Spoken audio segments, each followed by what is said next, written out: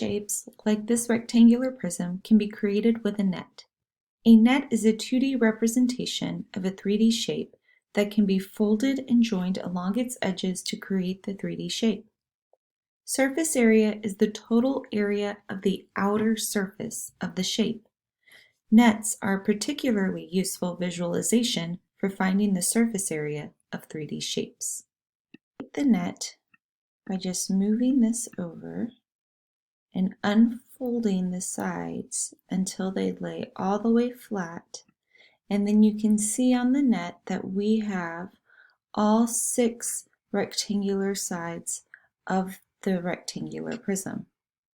When we're finding surface area, we're really finding the area of each of the rectangular faces and then adding them together. For instance, we wanted to look at a triangular prism. On this, we know that there are 2 triangular bases, and then we have rectangular faces.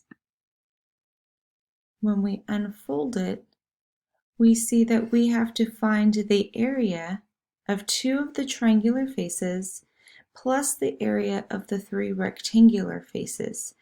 Add them all together and you will have the surface area of the whole triangular prism.